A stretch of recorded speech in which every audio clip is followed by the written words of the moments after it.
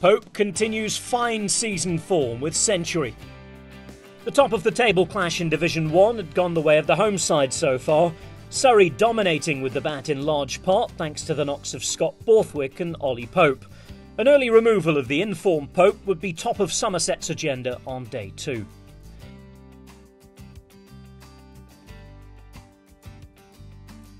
Pope picked up where he'd left off on day 1, sending Davey to the boundary and closing in on a rapid century.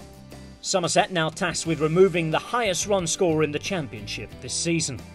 Grunewald was the man to take the all-important wicket, trapping Pope leg before. He left the crease having put on 117, with Surrey now 411 for 7. Clark and Morkel decided to take a page out of Pope's book as they both wasted no time seeking the boundary.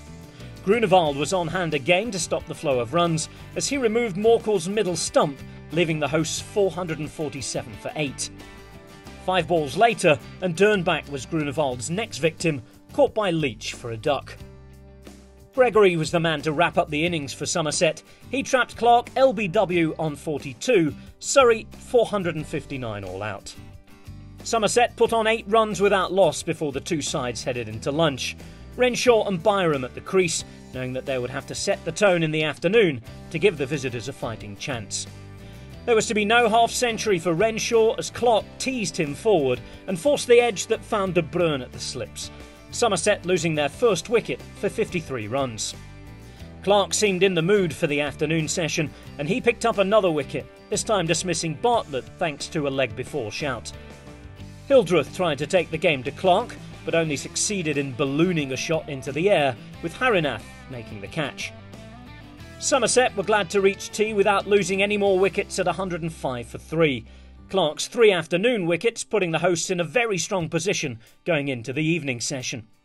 At the start of that final session of the day, Clark picked up where he'd left off. He removed Somerset captain Abel for 26, caught behind.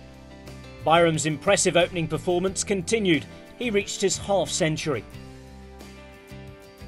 Byram was then dismissed LBW by youngster Ryan Patel for 52, Somerset 169 for 5.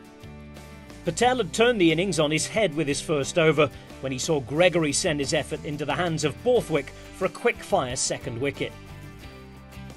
And Patel wasn't close to finished as he trapped Davis LBW in his second over with the ball.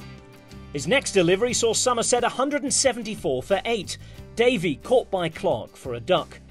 Patel's hat-trick ball saw him draw an LBW shout for a golden duck against Grunewald, the teenage medium pacer with 5 for 4 from just 1.5 overs.